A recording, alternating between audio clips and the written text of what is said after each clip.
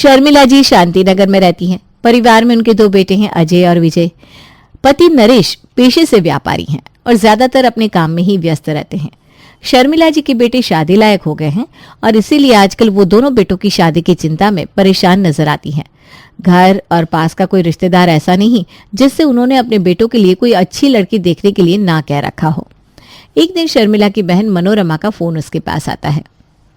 अरे जीजी, सही बताए तो आजकल अरेंज मैरिज के लिए लड़के या लड़की ढूंढना भूसे के ढेर में से सुई ढूंढने के बराबर हो गया है। पता नहीं क्या जमाना आ गया। चाहे लड़का हो या लड़की, गांव का हो या शहर का, सबको अपनी पसंद से शादी करनी है। अब जब हर कोई पहले ही अपने लिए दूल्हा दुल्हन पसंद किए बैठा है तो ये अरेंज मैरिज के लिए लड़के लड़कियां मिले कैसे? बिल्कुल ठीक कहा बहन तुमने। अरे मैं तो खुद इसी बात से परेशान हूँ। आजकल जिधर भी रिश्ता चलाओ ना, थोड़े दिन बाद पता चलता है उसका तो कहीं और ही टांका फीटा। भाई हमें तो ऐसी लड़कियों से बड़ा डर लगता है। कोई ऐसी वैसी लड़की दुल्हन बनकर घर आ गई तो पता नहीं मेरे बेटे की जिंदगी का क्या होगा। अरे जीजी, क्यों चिंता करती हो? मुश्किल है, असंभव नहीं। अब देखो, मैंने जो लड़की ढूंढी है 100% गारंटी है। लड़की सुंदर सुशील गुणी है, घर परिवार भी बहुत अच्छा है, माता पिता खानदानी है। बाकी तुम अजय को लेकर कल ही रामपुर चली आओ। आजकल अच्छे रिश्ते मिल नहीं रहे, कहीं ये भी हाथ से निकल गया ना फिर हमसे ना कहना। बहन मनोरमा की बात सुनकर अब तो शांति की रात की नींद भी उड़ गई थी। किसी तरह वो रात बिताती है और अगले दिन सुबह ही घर में सबको फरमान जारी कर देती है कि किसी के पास समय हो या ना हो, आग लगे या तूफान आए, लेकिन उसे तो पहली फुर्सत में ही बहू देखने के लिए जाना है।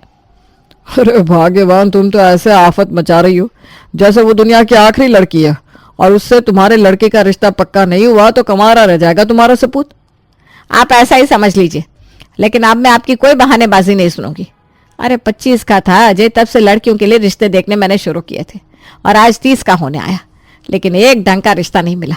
और उसके ना आधे जिम्मेदार तो आप हैं, क्योंकि जब भी कोई ढंग का रिश्ता मिलता था तो आप बात को टालते रहते थे और जब तक हम लड़की वालों के यहाँ पहुंचते थे उसका रिश्ता कहीं और हो जाता था। सारी जिंदगी व्यापार ही चलाते रहेंगे आप। बच्चों की जिंदगी का ख्याल है या नहीं? पत्नी के तेवर बड़े आक्रामक नजर आ रहे थे, इसलिए नरेश जी भी चुप हो जाते हैं और अगले ही दिन शर्मिला का परिवार रंगोली के घर उसे देखने के लिए पहुंच जाता है। वाह बेटा, कितना खूबसूरत नाम है तुम्हारा, रंगोली। सही बताए तो हमने तो आज तक ये नाम कभी सुना भी नहीं था। जिसका नाम रंगोली है वो हमारे घर आ जाएगी तो हमारा घर तो खुशियों से भर देगी। बिल्कुल ठीक कहा बहन जी आपने। हमारी रंगोली है ही ऐसी, जहाँ रहती है ना जान डाल देती है। बस हमें तो एक अच्छी लड़की की तलाश है। सही बताए तो मनोरमा बहन ने बताया कि जिस तरह से आप अपने लिए बहू ढूंढने के लिए एड़ियां घिस रही हैं ना, हम भी एक अच्छा दामाद ढूंढने के लिए सालों से एड़ियां घिस रहे हैं। आजकल का जमाना इतना शातिर हो गया है ना कि किसी पर भरोसा करने का दिल ही नहीं करता। रंगोली की माँ की बात सुनकर तो शर्मिला को ऐसा लगा जैसे किसी ने उसके दिल की बात कह दी हो। रंगोली बेटा, तुम अंदर जाकर चाय नाश्ते की तैयारी देखो, हम बड़े बैठकर बातें करते हैं। कुछ देर बाद रंगोली की माँ अंदर रसोई में जाती है। बेटा, बहुत अच्छा रिश्ता है, लड़का भी बहुत अच्छा है, उसका परिवार भी हीरा है हीरा। देखो ये रिश्ता हाथ से जाने ना पाए। ठीक है माँ, मेरी तरफ से तो आपको कोई दिक्कत नहीं होगी, बाकी भगवान की जैसी मर्जी। कुछ देर बाद शर्मिला एक बार फिर रंगोली को बुलाती है। अच्छा बेटा, वैसे तो हमें ये रिश्ता बहुत ही पसंद आया। हम पूछ रहे थे कि तुम्हारा खान पान कैसा है, मतलब खाना वगैरह बना लेती हो? कांदा लहसुन ये सब डाल के मसाले वाला? नहीं माँ जी, कांदा लहसुन मैं नहीं खाती हूँ। मैं तो हर सोमवार का उपवास करती हूँ, सुबह शाम मंदिर में दिया जलाती हूँ। लहसुन की तो मुझे बदबू से भी नफरत है। बिल्कुल ठीक कह रही है मेरी बेटी बहन जी। अरे इसके सामने कोई कांदा लहसुन खा लेना तो इसे ही उल्टी आ जाती है। ये तो तुरंत नहाने के लिए बाथरूम में चली जाती है। ऐसे संस्कार है मेरी बेटी के। अरे भगवान, ये क्या कर दिया तूने। हमारे परिवार में तो सब कांदा लहसुन के भक्त हैं और लड़की मिली भी तो ऐसी जिसे कांदा लहसुन से उल्टी होती है। अब अगर इसे मैंने बता दिया कि हमारे घर में तो सुबह शाम कांदा लहसुन की गंगा बहती है तो रिश्ता होने से रहा। अरे जीभ के स्वाद की ही तो बात है, थोड़ा सा एडजस्ट कर लेंगे, पर यह अच्छा रिश्ता हाथ से जाने नहीं दूंगी। अरे अरे बेटा, ये तो बहुत अच्छी बात है। हमारे परिवार में बिना कांदा लहसुन कोई नहीं खाता। हम भी शुद्ध सात्विक खाना खाते हैं। अरे हमारी सासू माँ भी कभी नहीं खाती, हमारे घर में भी कभी आते नहीं लहसुन प्याज। चलिए बहन जी, ये तो वही बात हो गई कि पूरे 36 के 36 गुण मिल गए। अब इससे अच्छी बात क्या हो सकती है। अगर आप लोगों को कोई एतराज ना हो तो हम अजीब बेटे के हाथ पर कुछ शगुन रखकर रिश्ता रोकना चाहेंगे। अरे हाँ हाँ बहन जी, बिल्कुल हमारी भी यही इच्छा है। अब जब हम सब परिवार आपके यहाँ आए हैं तो रंगोली का रोका करके ही लौटते हैं और फिर जल्दी ही तारीख भी निकलवा लेंगे शादी की। दोनों परिवारों ने रोकी का कार्यक्रम झटपट निपटा लिया और इसके बाद शर्मिला वापस अपने घर लौट गई। घर आकर, बेटा एक बात पूछूं, वहां रंगोली को देखकर पहले तो तेरा चेहरा बड़ा खिल रहा था, लेकिन जब से रोका हुआ है तब से तेरे चेहरे की लालटेन क्यों बुझी हुई है? भाई क्या बात है, शादी करने की इच्छा नहीं है क्या वहां पर? मम्मी वो बात नहीं है, शादी तो करनी है और रंगोली मुझे पसंद भी है, लेकिन आपने ये क्या रायता फैलाया वहां पर? क्यों बोला कि हम शुद्ध सात्विक खाना खाते हैं? सुबह होती है कांदा पोहे से, दोपहर हो शाम हो कांदा लहसुन के बिना तो हमारा खाना होता ही नहीं है। तो ये क्या बोल दिया आपने? तो तू क्या चाह रहा है बेटा? तेरे कांदा लहसुन खाने के शौक के लिए मैं इतना अच्छा रिश्ता हाथ से जाने देती? अरे उम्र बीत रही है तेरी, और तेरे बाद फिर इस विजय की शादी भी तो करनी है। बस एक बार शादी हो जाए तो फिर झटपट इसके लिए भी लड़की देखना शुरू कर दे। एक तो इतनी मुश्किल से एक ढंग का रिश्ता टकराया है, अब उसे भी इस छोटी सी बात के लिए मैं हाथ से जाने देती क्या? मम्मी ये छोटी सी बात लग रही है क्या आपको? और इस तरह से झूठ बोलकर शादी कौन करता है? अब जब शादी करके भाभी हमारे घर आएंगी तब क्या उन्हें पता नहीं चलेगा कि उनके ससुराल में सब कांदा लहसुन खाते हैं? तुम्हारे लिए कांदा लहसुन खाना बीवी लाने से ज्यादा जरूरी है क्या? एक तो वैसे ही मोहल्ले की औरतों ने जीना मुश्किल करके रखा है मेरा। जब भी मिल जाती है तभी बेटे की शादी कब हो रही है, बेटे की शादी कब हो रही है पूछ के मेरा दिमाग खाली करती है। और बेटा ऐसा है कि सामने अच्छी लड़की मिल रही है तो कांदा लहसुन देख रहा है। तो भाग्यवान, बात तो अजय विजय ठीक ही कह रहे हैं ना। अब तुम झूठ बोलकर ऐसी लड़की को इस घर में ले आओगी तो कैसे गुजर करेगी वो कांदा लहसुन वाले इस ससुराल में? सुना था ना उसकी माँ क्या करी थी, उसने अगर कांदा लहसुन देख भी लिया तो उल्टी हो जाती है, वो नहाए बिना रह नहीं पाते। जब हम यहाँ पर सुबह दोपहर शाम कांदा लहसुन खाएंगे तो क्या वो पूरा दिन बाथरूम में ही बिताएगी बच्ची? देखो सब लोग कान खोलकर सुन लो, अजय की शादी रंगोली से ही होगी। उसके लिए चाहे हम लोगों को कांदा लहसुन ही क्यों ना छोड़ना पड़े, वही सही। और तू भी कान खोलकर सुन ले अजय, कान कान खबर ना हो जाए रंगोली को कि हमारे परिवार में सब लोग कांदा लहसुन खाते हैं। जैसा उसे बताया है सब कुछ वैसा ही नजर आना चाहिए। लेकिन मम्मी मैं कांदा लहसुन के बिना नहीं रह सकता, ये सब शुद्ध सात्विक खाना मुझे नहीं जमेगा। अरे नालायक, तो किसी ने तेरे मुंह पर पट्टी थोड़ी ना बांधी है, बाहर जाकर खा लेना जिसको जो खाना है, लेकिन इस घर में अब से कांदा लहसुन का नाम भी नहीं लेगा कोई। शर्मिला जी ने सख्त शब्दों में अपना फैसला सुना दिया था और अजय भी बेचारा मजबूर तो था ही, क्योंकि अच्छी लड़की तो उसे मिल नहीं रही थी, इसलिए वो भी झक मारकर माँ के फैसले को स्वीकार कर लेता है। शर्मिला के अलावा रंगोली के परिवार को भी शादी की जल्दी थी, इसलिए चट मंगनी और पट शादी करके रंगोली अपने ससुराल आ जाती है। शादी के बाद, बहू आज से रसोई की पूरी जिम्मेदारी तुम्हारी है। सबकी पसंद नापसंद के बारे में समझ लो और उसी के हिसाब से खाना बनाया करो। जी माँ जी। रंगोली सुबह उठती, मंदिर में जाकर दिया बाती करती, उसके बाद परिवार में सबके माथे पर कुमकुम लगाकर सभी को प्रसाद देती और फिर रसोई घर में जाकर शुद्ध सात्विक भोजन पकाती। हालांकि रंगोली के हाथ के पके हुए खाने में कमी कोई नहीं थी, वो अपनी तरफ से स्वादिष्ट खाना ही बना रही थी, लेकिन जिनके मुंह में कांदा लहसुन का स्वाद लग चुका हो उन्हें कहाँ ये सब पसंद आने वाला था। भाभी क्या आप रोज वही गोभी गाजर लौकी बनाकर रख देती हो? आज कुछ स्पेशल बनाओ ना प्लीज, कितने दिन हो गए कुछ अच्छा नहीं खाया। ठीक है देवर जी, आज मैं खाने में कुछ स्पेशल बना दूंगी। शाम के समय जब सभी लोग डाइनिंग टेबल पर बैठते हैं तो रंगोली लाकर मटर पनीर की सब्जी सबकी थाली में परोस देती है। माँ क्या है ये, 1 महीना हो गया भाभी को इस घर में आए हुए। हमारे घर में अब हर सुबह सादे पोहे से होती है और भाजी से खत्म। ऐसे कैसे चलेगा? मुझे तो समझ में ही नहीं आ रहा, कांदा लहसुन के बिना खाना कैसे खा सकते हैं लोग? अरे एक जैसा फीका फीका लगता है। अगर कुछ स्पेशल बनाने को बोलो तो भाभी लाकर पनीर बना देती है। अरे कितना पनीर खाएगा कोई? अब तो पनीर के नाम से चिढ़ होने लगी है मुझे। 30 दिन में 20 बार पनीर खिला दिया है भाभी ने। ऐसा है माँ, कल से ना मेरे लिए टिफिन बनाने के लिए मना कर दो भाभी से, मैं अपने टिफिन का इंतजाम बाहर ही कर लूंगा। अगले दिन सुबह, रंगोली बेटा, वो हम क्या कर रहे थे, सुबह सुबह उठकर इतना काम करती हो, सबके लिए टिफिन बनाकर पैक करती हो।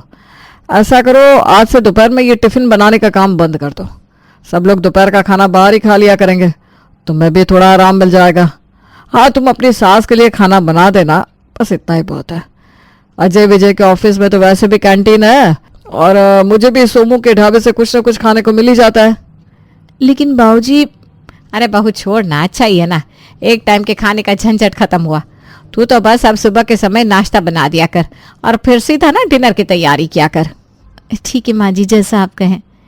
रंगोली से शादी करने के लिए पूरे परिवार ने कांदा लहसुन नहीं खाते ये नाटक किया था, लेकिन अब ये नाटक उन्हें बहुत भारी पड़ रहा था। कुछ दिन तो वो बेचारे किसी तरह मन मार कर शुद्ध सात्विक खाना खा लेते हैं, लेकिन अब तो उनकी हालत ऐसी हो गई थी जैसे जल बिन मछली। माँ, मुझसे अब और कंट्रोल नहीं होता। कांदा पुलाव, लहसुन के तड़के वाली दाल, इन सब का तो हमारे घर में नाम सुने हुए भी ऐसा लगता है जमाना बीत गया है। अरे चुप कर नालायक, क्यों मेरे जख्मों पर नमक छिड़क रहा है? तुम तीनों बाप बेटे तो डब्बा ना ले जाने के बहाने खूब मजे से कांदा लहसुन वाला खाना खा लेते होगे। मैं क्या जानती नहीं हूँ तुम्हें? यहाँ अपने स्वाद की कुर्बानी तो सिर्फ मुझे देनी पड़ रही है। रोज बहू के साथ घर में ऐसा शुद्ध सात्विक फीका बेकार सा खाना खाकर काम चलाना पड़ रहा है। ऐसे मत कहो माँ, मेरी बीवी इतने प्यार से, इतनी मेहनत से इतना स्वादिष्ट खाना बनाती है और आप उसे बेकार खाना कह रही हो। तेरी बीवी इतना स्वादिष्ट, इतना अच्छा खाना बनाती है तो क्यों तू बाहर जाकर कांदा पोहे खाता है, लहसुन वाली तड़के की दाल खाता है? अरे घर में बैठकर क्यों नहीं खाता बीवी के हाथ का खाना? रोज बहाना करके निकल जाते हो। कभी कहता है दोस्तों के साथ चाय की टपरी तक जा रहा हूँ, कभी कहता है खाने के लिए कुछ मीठा लेकर आता हूँ, कभी किसी दोस्त का फोन आ जाता है। बेटा ये सब बहाने ना अपनी बीवी को बताना, मैं तेरी माँ हूँ, अच्छे से समझती हूँ। तू क्या करने के लिए बाहर जाता है? अरे माँ, तो जैसे हम लोग बाहर जाकर अपनी क्रेविंग शांत करते हैं, आपको किसने रोका है? आप भी कुछ न कुछ बहाना बनाकर निकल जाया करो और जो खाना है बाहर खा कर निपटा कर लौट आया करो। आपकी बहू को घर में ये सब खाने से ही दिक्कत है ना, हम बाहर जाकर खाए जो भी खाए, उससे उसे क्या दिक्कत होने वाली है? अजय की बात को अब शर्मिला ने भी सीरियसली ले लिया।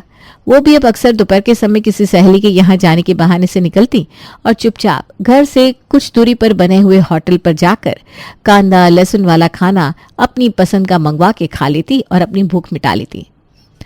मम्मी, वो मेरी ऑफिस में एक लड़की है, मैं उसे बहुत पसंद करता हूँ।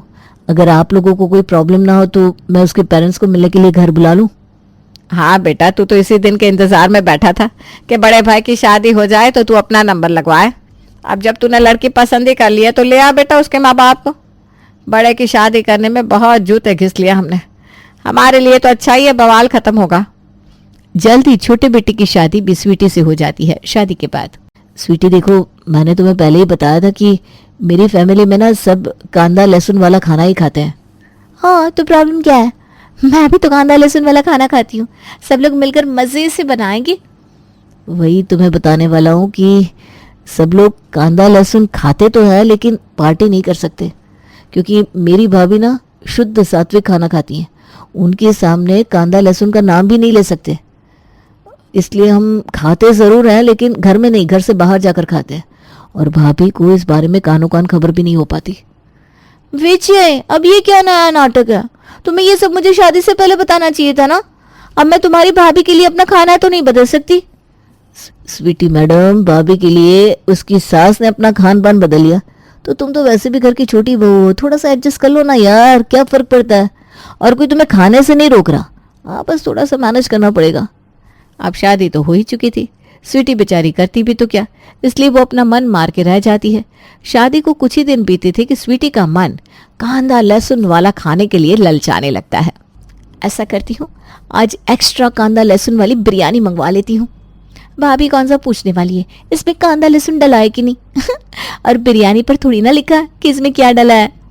स्वीटी ऑनलाइन कांदा लहसुन वाली बिरयानी ऑर्डर कर देती है और आराम से अपने कमरे में बैठकर खा रही थी कि तभी जेठानी रंगोली उसके कमरे में आ जाती है। अरे स्वीटी, अकेले अकेले बिरयानी खा रही हो? मुझे भी टेस्ट कराओ, तुम्हें पता है ना बिरयानी मुझे भी बहुत पसंद है। अरे बाप रे बाप, फंस गई। स्वीटी झट से बिरयानी की प्लेट जमीन पर गिरा देती है। ओए, भाभी गलती से ना पूरी प्लेट गिर गई, अब तो ये बेकार हो गई, बिरयानी खाने लायक नहीं बची। स्वीटी बिरयानी उठाकर कूड़े में फेंक देती है। हे भगवान, अगर भाभी गलती से ये बिरयानी खा लेती तो आज तो अनर्थ ही हो जाता। अगले दिन स्वीटी देखती है कि दोपहर के समय रंगोली अपने कमरे में आराम कर रही है। यही सही मौका है, ऐसा करती हूँ, आज जीरा राइस और लहसुन तड़का दाल मंगवा लेती हूँ। आज तो भाभी भी सोई हुई है, मजे से खाऊंगी। रंगोली के सोने का स्वीटी भरपूर फायदा उठाती है और जी भर के अपनी पसंद का खाना मंगवा कर खाती है। धीरे धीरे दिन गुजर रहे थे। देवरानी स्वीटी छुप छुप कर घर में ऐसी डिश मंगा कर खाती जिन्हें देखकर पता न चले कि उसमें कांदा लहसुन है या नहीं है। सभी लोगों ने अपना अपना इंतजाम कर लिया था। हाँ, बस वो अलग बात है कि अब पहले की तरह वो लोग एक साथ डाइनिंग टेबल पर बैठकर अपना फेवरेट कांदा लहसुन वाला खाना नहीं खा पा रहे थे, लेकिन बाहर जाकर अपना शौक पूरा कर लेते थे। एक दिन की बात है, डिनर करने के बाद सभी लोग 9 बजे तक अपने अपने कमरों में चले गए थे। रात के तकरीबन 11 बज रहे होंगे। छोटी बहू स्टोर में कुछ सामान लेने के लिए जाती है। जैसे ही वो स्टोर रूम की लाइट ऑन करती है, वहां का नजारा देखकर उसकी आंखें खुली रह जाती है। सामने जिठानी रंगोली स्टोर रूम में छुपकर जो खाना खा रही थी, उसकी खुशबू तो कुछ लहसुन वाली लग रही थी। भाभी, आप ये लहसुन वाला खाना खा रही है? हे राम, ये कैसे हो सकता है? अरे स्वीटी, तुम शोर क्यों मचा रही हो? देखो, मुझे पता है इस घर में कांदा लहसुन कोई नहीं खाता, लेकिन मैं क्या करूं, मुझसे ना कंट्रोल ही नहीं हो रहा था। इतने दिन हो गए मेरी शादी को, मुझसे रहा नहीं गया, तो मैंने यहाँ स्टोर रूम में खाने का सोचा, और देखो मेरी फूटी किस्मत, उसमें भी मैं पकड़ी गई। स्वीटी ने इतने जोर से शोर मचा दिया कि उसकी आवाज सुनकर सास, ससुर और घर के बाकी लोग भी स्टोर रूम में आ गए। अरे बहू, ये सब हम क्या देख रहे हैं? ओ माँ जी, मेरी माँ ने बोला था कि रिश्ता हाथ से जाना नहीं चाहिए। मेरे कांदा लहसुन खाने की बात पे आप लोग रिश्ता ना तोड़ दे, उसी डर से मैंने उस समय आपसे झूठ बोल दिया, और फिर झूठ के नाम पर बना हमारा ये रिश्ता। इस झूठ के सहारे चलता रहा। ऐसा नहीं है कि मैंने कोशिश नहीं की खुद को बदलने की, लेकिन जब मुझसे रहा नहीं जाता ना, तो मैं ऐसे ही स्टोर रूम में छिपकर कभी कभी, हाँ सिर्फ कभी कभी, कांदा लहसुन वाला खाना खा लेती हूँ। बाकी माँ जी, पूजा पाठ, श्रद्धा भक्ति, वो सब एकदम असली था। बस ये कांदा लहसुन वाली बात मैंने आपसे झूठ बोली। अरे बेटा सॉरी, झूठ तो हमें भी तुझसे नहीं बोलना चाहिए था। दरअसल हम सब भी ना कांदा लहसुन खाते हैं। यहाँ पर शुद्ध सात्विक खाना तो कोई नहीं खाता। तेरे डर से हम सब छुप छुप के बाहर जाकर खाते थे, और तू हमारे डर से छुप कर यहाँ बैठ कर खा रही है। अरे इससे तो अच्छा होगा ना कि हम सब मिलजुल कर एक साथ डाइनिंग टेबल पर बैठकर खाएं। बस उस दिन का दिन था कि कांदा लहसुन न खाने वाली बहू का कांदा लहसुन वाला ससुराल अब कांदा लहसुन खाने वाली बहू के कांदा लहसुन वाले ससुराल में बदल गया। नहीं समझे? अरे छोड़ो ना। देखो बहन जी, ये आखिरी रिश्ता है जो मैं आपकी मोनू के लिए लेकर आई हूँ। अगर आपने इस लड़की को भी ना बोल दिया ना, तो मेरी और आपकी तो जयराम जी समझी। अरे भाई, इतना नखरा कौन करता है बहू पसंद करने में? देखो बहन जी, ऐसे कैसे कोई भी लड़के पसंद कर लूं मैं अपने मोनू के लिए? और ये बहू क्या रोज रोज पसंद की जाती है? और एक बार मैंने हाँ बोल दिया तो समझो फिर सारी उम्र झेलना पड़ेगा उसे। वो सब ठीक है बहन जी, आप मुझे ये बताइए कि आखिर ऐसा क्या ढूंढ रही है आप लड़की में? सुंदर, पढ़ी लिखी, घरेलू, कामकाजी, हर तरह की लड़कियां तो दिखा दी मैंने आपको। अब कौन सा नगीना बाकी रह गया जिसे आप अपने बेटे के लिए पसंद करेंगी? देखिए बहन जी, हर सास के मन में ना बहू की एक सुंदर सी तस्वीर होती है, और जो लड़की उस फ्रेम में फिट बैठती है ना, बस उसे ही सास अपनी बहू बनाकर लाना चाहती है। मेरा मानना है कि जब मुझे मेरी बहू दिखेगी ना, तो पहली नजर में ही चारों ओर खुशबू फैल जाएगी, फूलों की बारिश होगी, और बस वही इशारा होगा मेरे कान्हा जी का कि यही है तुम्हारे घर की लक्ष्मी। बहन जी, लग रहा है पिक्चर कुछ ज्यादा ही देखती हैं आप। फिल्मों का असर हो गया है आपके दिमाग पर। अरे भाई, इतनी कल्पनाएं तो लड़के अपनी होने वाली पत्नी के लिए नहीं करते जितनी आपने बहू के लिए कर डाली। और ये खुशबू फैल जाना, सितार बजाना, फूलों की वर्षा होना, जिंदगी में ना ऐसा कुछ नहीं होता। इस हिसाब से ढूंढेंगे ना तो सारी जिंदगी बहू ही ढूंढती रह जाएंगी आप। और आपको एक बात बताऊं, हर लड़की में कमियां निकालकर रिजेक्ट करने वाली औरतों को कोई अपनी लड़की दिखाना पसंद भी नहीं करता। इस बात का ख्याल रखिएगा आप। शांति ने तो नसीहत दे दी थी, लेकिन रूपा कहाँ समझने वाली थी। शाम के समय रूपा शांति के साथ मान्यता से मिलने उसके घर पहुंच जाती है। इधर मान्यता के माँ बाप और बाकी के घर वाले भी मोनू के परिवार के आने का पल के बिछाकर इंतजार कर रहे थे। मान्यता के घर पहुंचने पर रूपा ने देखा कि मान्यता के घर वालों ने तो घर ऐसा सजा रखा था जैसे आज दिवाली हो। दरवाजे पर सुंदर मदनवार लगा था और गेंदे के फूलों की माला से दरवाजे की चौखट को सजाया हुआ था। जैसे ही रूपा घर में घुसने के लिए पांव रखती है, अचानक से दरवाजे की चौखट से एक माला टूटकर उसके ऊपर गिर पड़ती है। अरे बहन जी माफ कीजिएगा, लगता है जल्दी जल्दी में बहू ने ठीक तरह से फूल लगाए नहीं थे, तभी ऐसे अचानक आपके ऊपर गिर पड़े। अरे भाई साहब, इसमें शर्मिंदगी की कोई बात नहीं है। फूल गिरा है, कोई पत्थर थोड़ी ना गिरा है जो हम नाराज हो जाएंगे। और वैसे भी फूल गिरना तो अच्छा संकेत ही है। जी जी आइए बहन जी आइए। मान्यता के पापा बड़े प्रेम से रूपा, उसके बेटे मोनू और पति शंकर को लेकर हॉल में आते हैं और कुछ औपचारिक बातें शुरू हो जाती हैं। अभी हॉल में बैठे कुछ ही समय हुआ था कि मनमोहन खुशबू से रूपा का मन एकदम पुलकित हो जाता है। एक बात बताइए बहन जी, ये आपके घर से बड़ी मनमोहन खुशबू आ रही है, क्या राज है इस खुशबू का? अरे ये खुशबू ये हमारी रसोई से आ रही है। मेरी बेटी रसोई में आप लोगों के लिए चाय नाश्ता तैयार कर रही है ना। आप विश्वास नहीं करेंगी बहन जी, मान्यता के हाथों में जादू है, जादू। वो चाय भी बनाने जाती है ना तो मोहल्ले के 4 घरों तक उसके चाय की खुशबू पहुंच जाती है। मुझे ऐसा लग रहा है बेटा, भगवान ने मेरी सुन ली। तूने देखा ना, घर में पाँव रखते ही मेरे ऊपर फूल गिर पड़े, और अभी ये खुशबू। भगवान संकेत दे रहे हैं यही है हमारे घर की बहू। मैं तो लड़की को बिना देखे बता रही हूँ, हमारी बात यहाँ जम जाएगी। मम्मी आप बिना हद करती हो, 1 दर्जन लड़कियां आपने देखने के बाद रिजेक्ट कर दी, और यहाँ अभी लड़की को देखा भी नहीं और पहले ही रिश्ता करने के लिए तैयार हो गई। आपका गणित बिना अलग ही लेवल का रहता है। आप बैठिए, पहले एक बार लड़के से मिल लेने दीजिए। कुछ ही देर में मान्यता चाय की ट्रे लेकर मेहमानों के सामने आती है। मान्यता दिखने में अच्छी थी, पढ़ी लिखी तो थी ही, कुल मिलाकर ऐसी कोई वजह नजर नहीं आ रही थी जिससे मान्यता का रिश्ता मोनू के साथ ना हो सके। और सबसे बड़ी बात तो ये थी कि जब से रूपा ने किचन की उस खुशबू के बारे में सुना था, वो तो मानो सम्मोहन में पड़ गई थी। चाय नाश्ते के बाद, देखिए बहन जी, हमारी तरफ से तो रिश्ते के लिए हाँ है। आप ये समझ लीजिए, जिस नगीने को मैं पिछले 2 साल से तलाश रही थी, आपकी बेटी के हाथ की चाय पीकर हमारी वो तलाश खत्म हो गई। आपकी बात का मतलब मैं कुछ समझी नहीं बहन जी। आपकी तलाश मेरी बेटी को देखकर खत्म हुई या उसके हाथ की चाय पीकर? मेरे कहने का मतलब वही है कि मान्यता से मिलकर मानो हमारी तलाश पूरी हो गई। आप तो अब बस फटाफट सगाई और शादी का मुहूर्त निकलवाइए। अब हम आपकी बेटी के हाथ की इस खुशबूदार रसोई से ज्यादा दिन दूर नहीं रह सकते।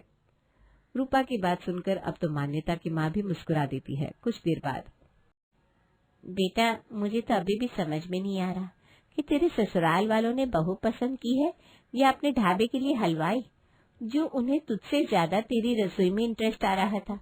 जैसे ही मैंने उन्हें तेरी खुशबू वाली रसोई के बारे में बताया ना, फटाफट वो शादी के लिए तैयार हो गई। हाँ भी ना माँ, मजाक करने की आपकी आदत जाएगी नहीं। आप ऐसा क्यों कह रही है? आपकी बेटी में कोई कमी है क्या? अब इतनी बुरी भी नहीं हूँ मैं कि कोई देखकर मुझे मुंह पर मना करके चला जाए। जल्दी ही मान्यता की शादी की तैयारियां शुरू हो जाती है और नई नवेली दुल्हन मान्यता कुमकुम लगे पैरों के साथ रूपा के घर में प्रवेश कर जाती है। शादी के बाद, बेटा देख, वैसे तो मैं चाहती थी कि शादी के बाद में कम से कम 1.25 महीना तुझसे कोई काम न करवाऊं, लेकिन शादी का काम निपटाते निपटाते मेरा तो घुटनों का दर्द वापस आ गया है। अब मेरी हालत ऐसी हो गई है कि बिस्तर से उठने में भी ना जान निकली जा रही है। क्या करूं, कुछ समझ में नहीं आता है। 1-2 दिन बेटा तू रसोई संभाल ले, मैं बात करती हूँ, कोई खाना बनाने वाली मिल जाए तो तुझे कम से कम 1.25 महीना तो आराम मिले। क्यों मम्मी जी, क्या जरूरत है किसी खाना बनाने वाली की? खाना बनाना मुझे बहुत पसंद है, मैं बनाऊंगी ना आप सबके लिए खाना। और वैसे भी घर में लोग ही कितने हैं, हम 4 लोग हैं। अब क्या 4 लोगों के खाने के लिए हमें नौकरों पर डिपेंड होना पड़ेगा? अब बिल्कुल भी चिंता मत करिए, आप अपने घुटनों का ख्याल रखिए, रसोई की जिम्मेदारी मेरी। बहू की बात सुनकर रूपा का मन गदगद हो गया था। ठीक है बेटा, ऐसा कर, अभी तो सारे रिश्तेदार लौटे भी नहीं है, घर में अभी भी 8-10 लोग जमा है। तू सबके लिए चाय बना दे, नाश्ता मैंने मोनू से बोला है, वो बाहर से ले आएगा। मेहमानों का चाय नाश्ता हो जाए, उसके बाद दोपहर के खाने की तैयारी करते हैं। ठीक है मम्मी जी। मान्यता जाकर रसोई में सबकी चाय बनाने लगती है, लेकिन मान्यता के रसोई में जाने के बाद जो खुशबू आनी शुरू होती है, सभी रिश्तेदार उससे मंत्रमुग्ध हो जाते हैं। अरे भाभी, क्या बन रहा है ऐसा रसोई में जो इतनी खुशबू आ रही है? भाई मेरे तो मुंह में पानी आ गया। अरे जीजी कुछ नहीं, बस बहू चाय बना रही है। अभी आपको इसके गुणों के बारे में कहाँ पता है।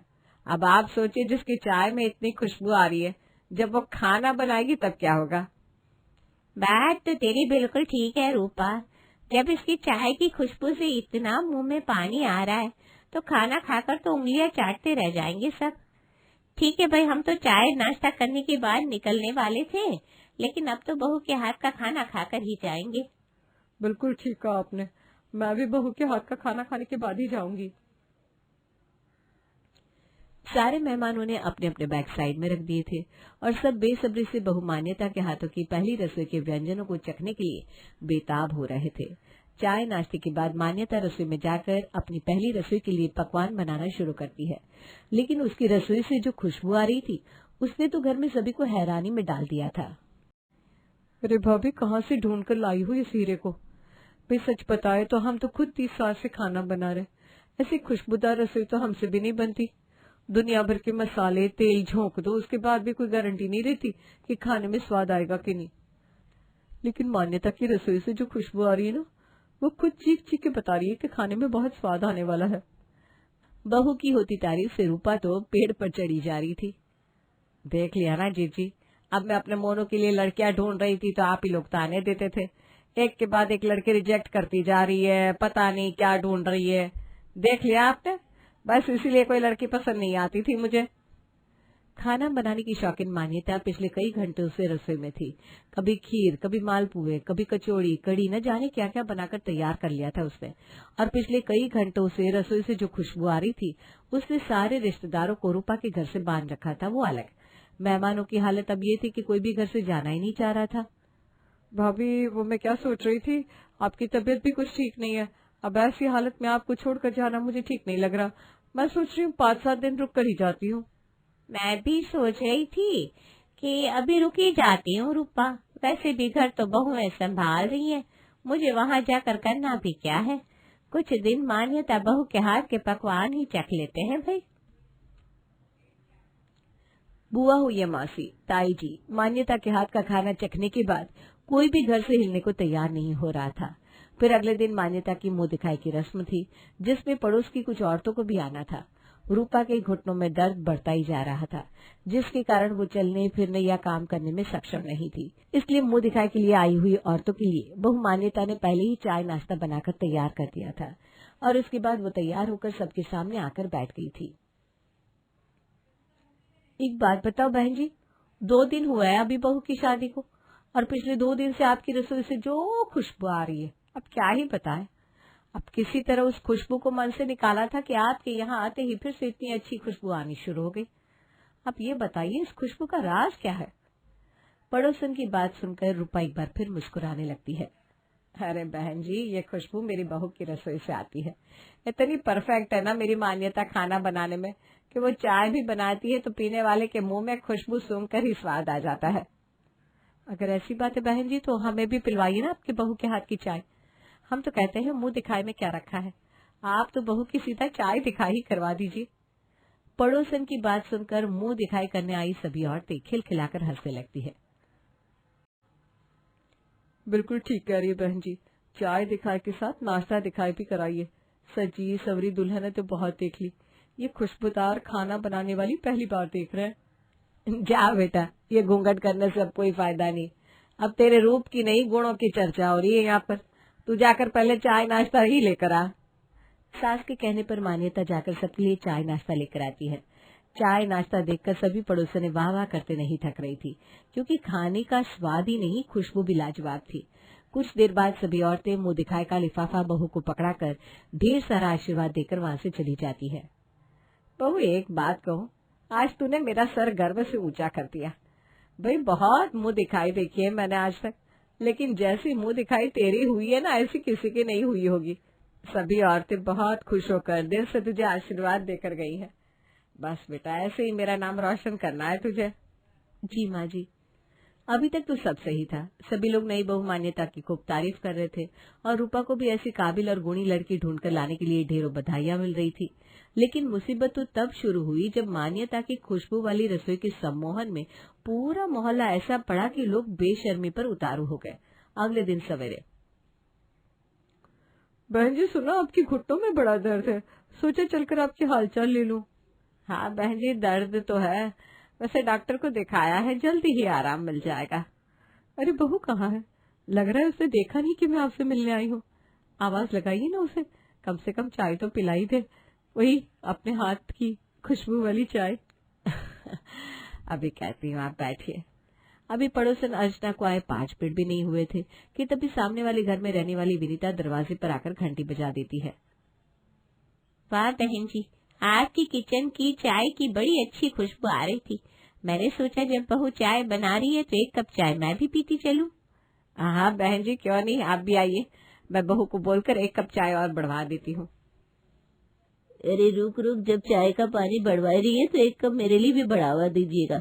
मैंने जब देखा कि अर्चना जी, विनीता जी आपके यहाँ आ रहे हैं तो सोचा मैं क्यों पीछे रहूं, बहू के हाथ की चाय तो मुझे भी मिलनी चाहिए।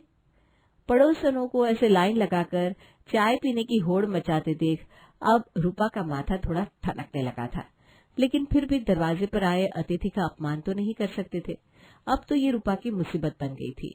बहू के हाथ का खाना खाने के बाद जो रिश्तेदार एक बार घर आते वो जाने का नाम ही ना लेते, और पड़ोसनों ने तो ऐसा जीना मुश्किल करके रखा था कि रूपा बिल्कुल परेशान हो गई थी। वक्त बेवक्त कोई ना कोई पड़ोसी घर पर टपक पड़ता और फिर चाय नाश्ते की डिमांड करने लगता। इतनी महंगाई का जमाना है और रिश्तेदार हो या पड़ोसी सब एक नंबर के बेशर्म बन गए हैं। कितनी मुश्किल से तो जीजी को यहाँ से टरकाया है। कहाँ तो शादी के अगले दिन जाने वाली थी वो, और कहाँ अब शादी के 1 महीने बाद यहाँ से गई है। और ननद का क्या बोलूं, मेरी खुद की बहन यहाँ से जाने को तैयार नहीं थी। वो तो उनकी बहू ने शोर मचाया, वरना तो मुझे लगता है अभी 2-4 महीने और रुकती। और ये एक मुफ्तखोर पड़ोसन, इतना महंगा दूध हो रहा है। मेरे यहाँ क्या डेयरी खुली है जो मैं दिन में 10-10 बार पड़ोसियों को चाय पिलाती रहूं?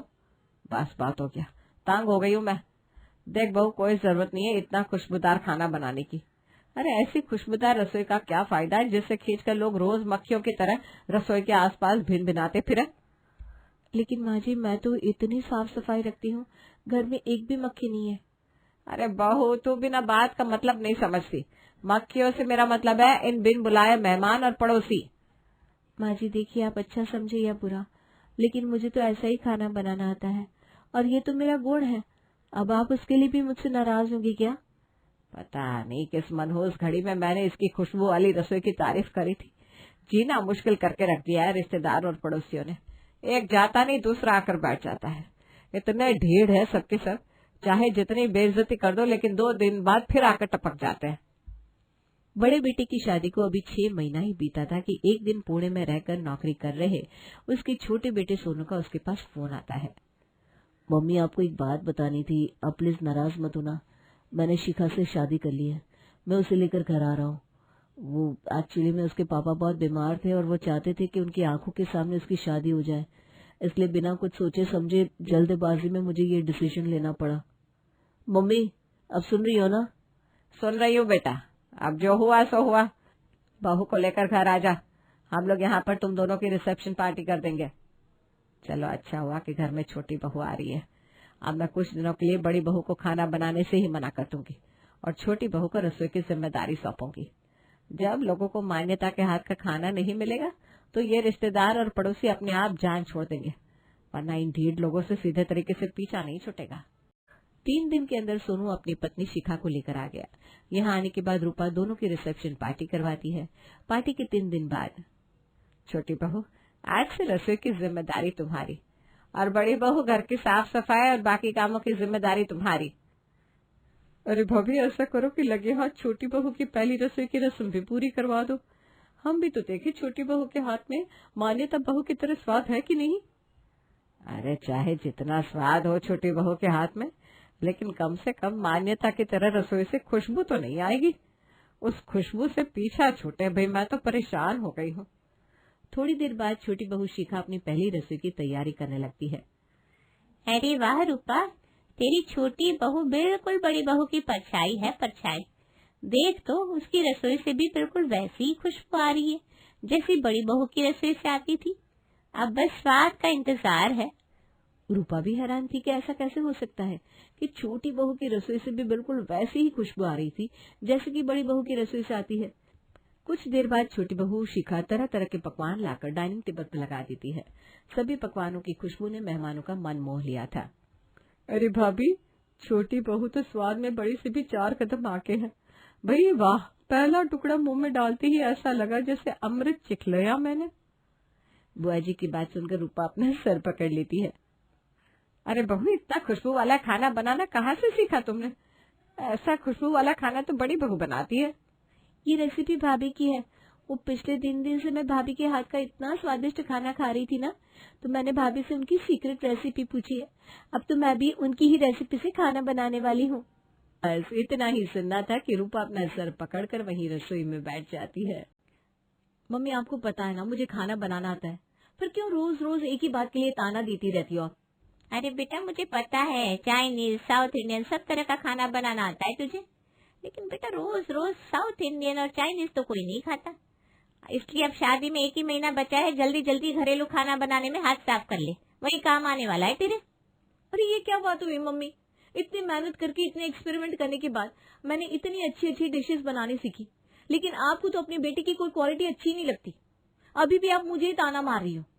बेटा ताना नहीं मार रही हूँ, तुम्हें हकीकत का आईना दिखा रही हूँ। अगर दाल चावल सब्जी रोटी खिचड़ी दलिया ये सब बनाना नहीं सीखोगी ना, तो ससुराल वाले यही कहेंगे माँ ने कुछ सिखाकर नहीं भेजा। अब रोज रोज तुझसे वहाँ कोई मंचूरियन और छोले कुलचे नहीं बनवाने वाला। वो सब तो महीने 2 महीने में एक बार खाए जाने वाली चीज होती है बेटा। और सही बताओ ना, तो जब मेरी शादी हुई थी तो मुझे ये चीनी साउथ इंडियन कुछ बनाना नहीं आता था। हमारी माँ ने तो हमें देसी खाना बनाना सिखाया, और देखो उसी के भरोसे 30 साल की गृहस्थी खींच ली हमने। अब तूने हजारों रुपए खर्च करके कुकिंग का कोर्स करा और यही सब अटरम सटरम बनाना सीखा, लेकिन मैं गारंटी से कह सकती हूँ ये अटरम सटरम सीखने से तेरी गृहस्थी 6 महीने भी चल नहीं पाएगी बेटा।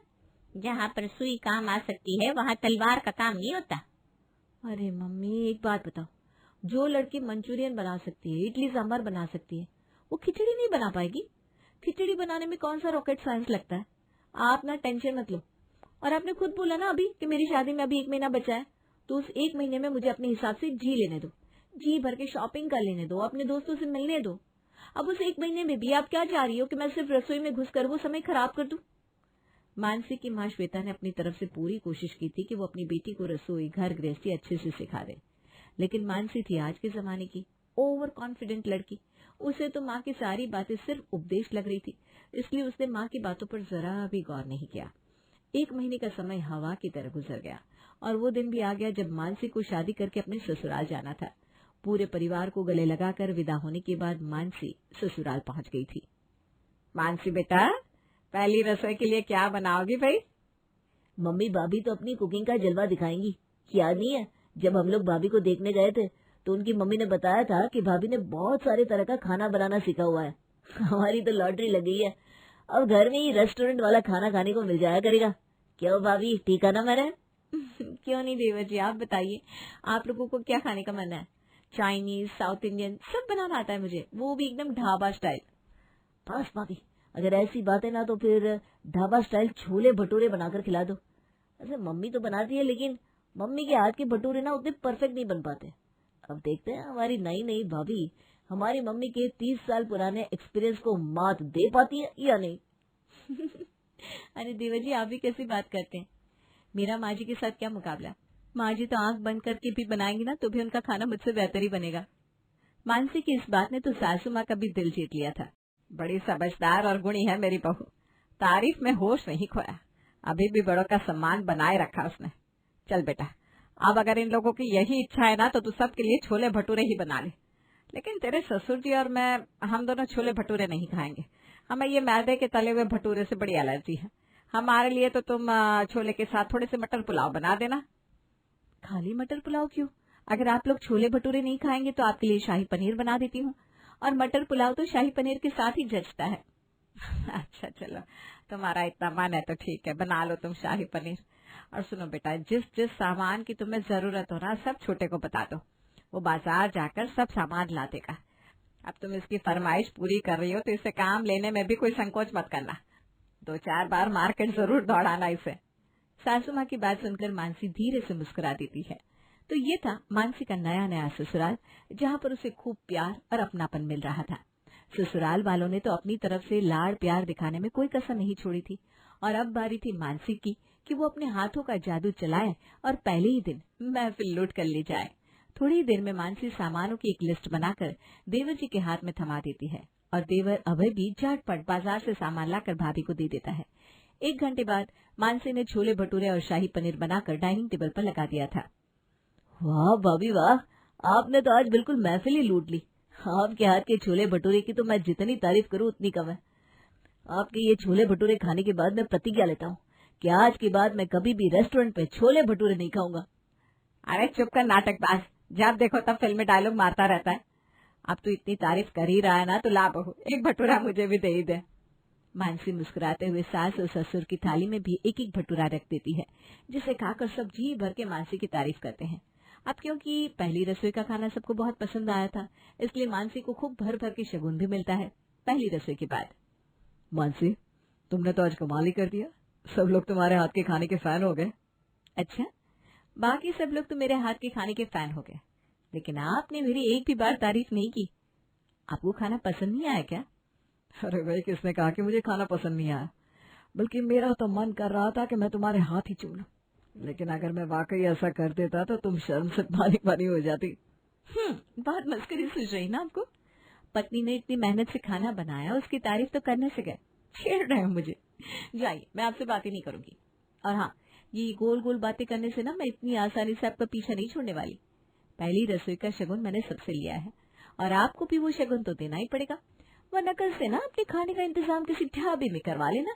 अरे बाप रे बाप, ये लड़की तो बड़ी तेज है। पता नहीं माँ ने कैसी लड़के से शादी करा दी मेरी। क्या कहा?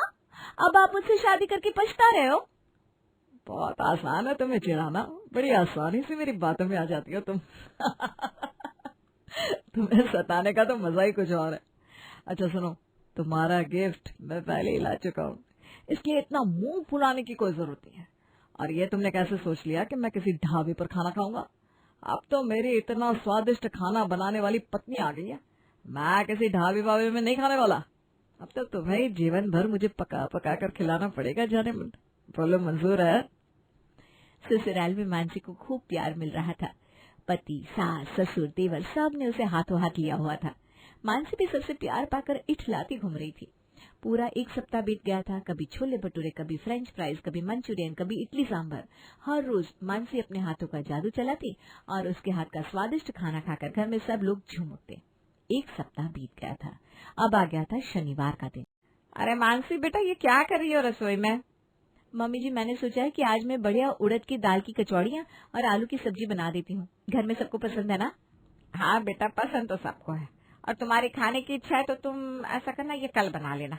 आज शनिवार का दिन है ना, शनिवार तो हमारे घर में सब लोग खिचड़ी खाते हैं। आज हम कुछ और बनाते ही नहीं है, सिर्फ खिचड़ी ही बनेगी। खिचड़ी? खिचड़ी कौन खाता है? मैं कुछ बढ़िया मसालेदार सा बना देती हूँ ना। अरे बेटा, माना कि हमारे परिवार में सब खाने पीने के शौकीन है, इसलिए शनिवार के दिन बहुत जरूरी होता है कि शरीर को भी हल्का भोजन खाकर आराम करने का मौका मिले। आज ना तुम खिचड़ी ही बना लेना। अब बेचारी मानसी फंस गई थी, क्योंकि बढ़िया बढ़िया स्वादिष्ट खाना बनाकर खिलाने वाली मानसी को खिचड़ी बनानी तो आती नहीं थी। वैसे मैं बिना बात के ही डर रही हूँ। खिचड़ी बनाने में करना क्या होता है? दाल चावल सब्जी मिलाकर सीटी लगा तो बन गई खिचड़ी। तभी तो वो सबसे आसान और सादा भोजन कहलाता है। अपनी पीठ थपथपाते हुए मानसी रसोई में जाती है और कुकर में दाल चावल और 2-3 तरह की सब्जियां मिलाकर सीटी लगा देती है। चलो, आज का तो लंच का काम फटाफट निपट गया। अब मैं जाकर थोड़ा अपना रूम साफ कर लेती हूँ, कई दिन से टाइम ही नहीं मिल पा रहा था। खिचड़ी को खोलकर चेक किए बिना ही मानसी अपने रूम में जाकर अपना कमरा सही करने लगती है। तकरीबन 40 मिनट के बाद मानसी को याद आता है कि लंच का टाइम हो गया है और सब लोग डाइनिंग टेबल पर उसका वेट कर रहे होंगे। वो जल्दी जल्दी किचन में जाती है और जैसे ही कुकर खोलती है उसके तो होश उड़ जाते हैं। मानसी बेटा, ये खिचड़ी का कुकर खोलकर उसे घूर क्यों रही हो? निकालो भाई जल्दी जल्दी प्लेट में सबके लिए खाना, सबको भूख लग रही है। हाँ माँ जी, मैं बस निकाल रही थी। मानसी प्लेट में खिचड़ी निकालने लगती है, तभी सासू माँ की नजर खिचड़ी पर पड़ जाती है। अरे बेटा, तुमने ध्यान से सुना नहीं था? मैंने तुमसे खिचड़ी बनाने के लिए कहा था। ये क्या बनाया तुमने? खिचड़ी तो बनाई है। क्यों, क्या हुआ? आप ऐसे क्यों कह रही हैं? तुम्हें पता है खिचड़ी क्यों बनाई जाती है? खिचड़ी एक ऐसा भोजन है, जब कोई इंसान बीमार भी होता है ना, तो उसे खिचड़ी खाने की सलाह दी जाती है। एक पतला हल्का भोजन। और तुम्हारी खिचड़ी ऐसी है कि इसे तो चाकू से काट कर खाना पड़ेगा बेटा, और उसके हजम होने की तो कोई गारंटी नहीं है। इतनी सूखी खिचड़ी कौन बनाता है? पानी नहीं डाला था क्या? अब बेचारी मानसी संकट में फंस गई थी। पिछले एक हफ्ते में जो एक से बढ़कर एक डिश बनाकर उसने पूरे घर में इज्जत कमाई थी, आज एक छोटी सी खिचड़ी के कारण उस इज्जत पर पानी फिरने वाला था। आ गया आइडिया। अब किसी को ये पता भी नहीं चलेगा कि मुझे खिचड़ी बनानी नहीं आती और मेरी इज्जत का फालूदा बनने से भी बच जाएगा। अरे मम्मी जी, आप इस खिचड़ी के बारे में नहीं जानती। हमारे यहाँ ना जब कोई बीमार होता है तभी हम लोग वो पतली गीली सी खिचड़ी बनाते हैं, वरना आम दिनों में तो हमारे जूनागढ़ में यही हाथ से खाए जाने वाली खिचड़ी बनाई जाती है। आपको पता है, इस खिचड़ी को चम्मच से नहीं बल्कि हाथ से खाते हैं। इसके साथ खाने के लिए अचार, सलाद और पापड़ मिल जाए ना तो फिर इसका स्वाद आहा, कहना ही क्या। क्या बात कर रही है बहू, ये हाथ से खाए जाने वाली कौन सी खिचड़ी होती है? हम तो पहली बार सुन रहे हैं भाई। हम लोगों के यहाँ तो खिचड़ी का मतलब वही होता है, पतली सी सुपाच्य खिचड़ी जिसे खाकर हाजमा दुरुस्त हो जाए। मम्मी जी, आप मेरी बात पर भरोसा कीजिए। आप ही बताइए, आज तक मैंने आप लोगों को कोई भी ऐसी वैसी डिश खिलाई है जिसे खाकर आपको मजा ना आया हो? तो फिर मेरे हाथ की खिचड़ी खाने में भी मजा आएगा। बस आप डाइनिंग टेबल पर बैठिए और चम्मच भूल जाइए। आज सबको लंच अपने हाथ से खिचड़ी खाकर करना होगा। मानसी ने अपनी टेढ़ी मेढ़ी खिचड़ी के ऊपर बातों का अच्छा खासा मक्खन लगा दिया था। मानसी की बात मानकर सभी लोग डाइनिंग टेबल पर बैठ जाते हैं। अपनी खिचड़ी की इज्जत बचाने के लिए मानसी साथ में अचार, पापड़, सलाद वगैरह वगैरह भी लाकर डाइनिंग टेबल पर रख देती है। हालांकि डर के मारे मानसी की सांस भी ऊपर नीचे हो रही थी, लेकिन जैसे ही ससुर जी 2 चम्मच खिचड़ी खाते हैं, वाह वाह वाह वाह करने लगता है। ससुर जी को वाह वाह करते देख बाकी लोग भी खिचड़ी चखते हैं। हाँ, ये तुम्हारे हाथ से खाने वाली खिचड़ी भी मुझे ठीक ही लग रही है, लेकिन अगली बार ना तुम वो पतली वाली खिचड़ी बनाना। हाँ ठीक है ना मम्मी जी, आज तो आप लोग ये हाथ वाली खिचड़ी खा लीजिए, अगली बार मैं आपकी पसंद की खिचड़ी बनाने की ट्राई करूंगी। अब मानसी ने कह तो दिया था, लेकिन मानसी पतली खिचड़ी बनाए तो तब ना जब उसे बनानी आती हो, क्योंकि सारी प्रॉब्लम इस बात की थी कि मानसी को अंदाजा ही नहीं था कि खिचड़ी में कितना पानी डालने पर खिचड़ी पतली बनेगी। 3 दिन बाद, बेटा मुझे थोड़ा बुखार जैसा लग रहा है, ऐसा करो मेरे लिए थोड़ी सी खिचड़ी चढ़ा दो, खाना खाने की बिल्कुल इच्छा नहीं हो रही। खिचड़ी का नाम सुनकर तो मानो मानसी को भी बुखार चढ़ गया था। माँ जी खिचड़ी क्यों, मैं दाल चावल बना देती हूँ ना। खिचड़ी तो अभी 2 दिन पहले आपने शनिवार को खाई थी। अरे नहीं बेटा, खिचड़ी खिचड़ी होती है, दाल चावल दाल चावल। खिचड़ी का काम दाल चावल नहीं कर सकते। तो मेरे लिए ना थोड़ी सी खिचड़ी बना दे, और इस बार थोड़ी पतली खिचड़ी बनाना। सासू माँ का फरमान सुनकर बेचारी मानसी बड़ी परेशान हो जाती है। वैसे भी ना मैं कुछ ज्यादा ही स्ट्रेस ले रही हूँ। पिछली बार शायद थोड़ा पानी कम रह गया था, इस बार आधा ग्लास पानी और बढ़ा दूंगी, बन जाएगी पतली खिचड़ी। मानसी ये भूल गई कि पिछली बार 5 लोगों के लिए खिचड़ी बनी थी और इस बार सिर्फ सासू माँ के लिए बनानी है। वो जल्दी जल्दी में 3 ग्लास पानी कुकर में डालकर कुकर बंद कर देती है। थोड़ी देर बाद कुकर में से सीटी के साथ पानी भी बहने लगता है, जिससे पूरी रसोई में गंदगी मच जाती है। मानसी किसी तरह से कुकर से निकले हुए पानी को साफ करती है और जैसे ही कुकर को गैस पर से उतारती है तो देखती है कि खिचड़ी के कुकर में तो बाढ़ आई हुई है। बेटा बन गई क्या खिचड़ी? अब नहीं माँ जी, बस मैं रखने जा रही हूँ, 15 मिनट में बन जाएगी, आप तब तक आराम कर लीजिए। अगर ये खिचड़ी सासू माँ के सामने ले गई ना तो वो पता नहीं मेरे बारे में क्या क्या सोचेंगे। कैसी अनाड़ी बहू आ गई है। चुपचाप इस खिचड़ी के सूप को साइड में रख लेती हूँ और दूसरी खिचड़ी चढ़ा देती हूँ। और ये गीली खिचड़ी बनाने के चक्कर में ना इस बार पानी नहीं भरूंगी, इस बार जितना मुझे ठीक लगता है बस उतना ही पानी डालूंगी। मानसी एक बार फिर से खिचड़ी चढ़ा देती है और 3 सीटी के बाद जब वो कुकर खोलती है तो इस बार फिर वही होता है जिसका मानसी को डर था। हे भगवान, क्यों मेरी परीक्षा ले रहे हो? ये तो फिर से सूखी खिचड़ी बन गई। एक बार सूप बन गया, एक बार पत्थर की तरह सख्त हो गई। ये खिचड़ी क्यों नहीं बनती मुझसे?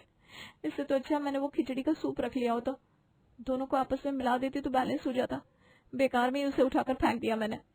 मानसी अभी उधेड़-बुन में लगी थी कि तभी उससे सामने से सासू माँ रसोई में आती हुई नजर आती है। अरे भाई, तुम्हारी खिचड़ी तो बिरबल की खिचड़ी हो गई।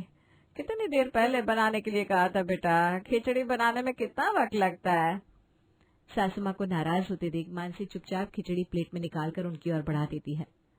ये तुमने आज फिर हाथ से खाने वाली खिचड़ी बना दी। भाई मैंने बताया था ना तबीयत खराब है मेरी, थोड़ी पतली खिचड़ी बनाना। अच्छा चलो लाओ, यही दे दो, यही खा लेते हैं। सासू माँ मानसी की खिचड़ी लेकर अपने कमरे में चली गई और इस तरह आज का दिन भी किसी तरह गुजर जाता है। 3 दिन बाद फिर शनिवार आने वाला है। इससे पहले कि इस बार फिर से मेरी किरकिरी हो, मैं खिचड़ी बनाना सीख लेती हूँ। वरना इस बार मेरी वो हाथ से खाने वाली खिचड़ी की ट्रिक भी फेल हो जाएगी। मानसी बीच के 2-3 दिन में कई बार ट्राई करती है कि वो खिचड़ी की रेसिपी सीख ले, लेकिन कभी कोई मेहमान आ जाता, कभी पड़ोसन आ टपकती, कभी पति राघव मार्केट जाने को कहता, तो कभी सास शॉपिंग पर भेज देती और उसके बाद घर के काम भी उसे ही करने होते थे। और इस तरह एक बार फिर से शनिवार आ जाता है। मम्मी जी, मैंने खिचड़ी बना दी है, आप सब लोग डाइनिंग टेबल पर बैठ जाइए। पिछली बार आप सबको मेरी हाथ से खाने वाली वो खिचड़ी बहुत पसंद आई थी ना, तो इस बार भी मैंने वही खिचड़ी बनाई है। चलो अब जो बनाया है ले आओ, पेट में चूहे कूद रहे हैं। सूखी गिली पर चर्चा बाद में कर लेना तुम दोनों सास बहू। मानसी जानती थी कि अगर सासू माँ के सामने उसके हाथ से खाने वाली खिचड़ी आएगी तो जरूर आज तो उसे डांट पड़ ही जाएगी, इसलिए वो बहाने से रसोई में बर्तन धोने लगती है और इतनी देर में सब लोग खाना खाकर उठ जाते हैं। बस अब बहुत हो गया, अगर एक बार और मैंने ये हाथ से खाने वाली खिचड़ी सासू माँ के सामने रखी ना तो वो खिचड़ी उठाकर मेरे सर पर ही दे मारेंगी। अब चाहे जो हो जाए, मैं ढंग की खिचड़ी बनाना सीख कर आऊंगी और इस शनिवार को सबको पतली खिचड़ी खिलाकर खुश कर दूंगी। वैसे मम्मी की बात समय पर मैंने मान ली होती तो आज ये दिन नहीं देखना पड़ता। मानसी पूरे हफ्ते ट्राई करती है और फाइनली शनिवार के दिन सबके लिए पतली खिचड़ी बनाकर सर्व कर देती है। अरे मानसी बहू, ये क्या बना दिया आज तुमने? मम्मी जी खिचड़ी बनाई है, आप ऐसा क्यों पूछ रही हैं? अरे भाई, पहले तो तुमने वो हाथ से खाने वाली खिचड़ी का स्वाद हमारे मुंह लगा दिया, अब हमें ये बीमार वाली खिचड़ी पसंद नहीं आ रही। तू तो अब हमारे लिए भाई सूखी खिचड़ी बनाना। मम्मी बिल्कुल ठीक कह रही है, मुझे तो मम्मी की वो बीमारी वाली खिचड़ी कभी पसंद ही नहीं थी। जब से तुम अपनी सूखी खिचड़ी बनाने लगी हो ना, मुझे तो खिचड़ी से प्यार हो गया है। और इस तरह मानसी का तुक्का फिट हो जाता है और घर में सबको हाथ से खाने वाली खिचड़ी पसंद आ जाती है।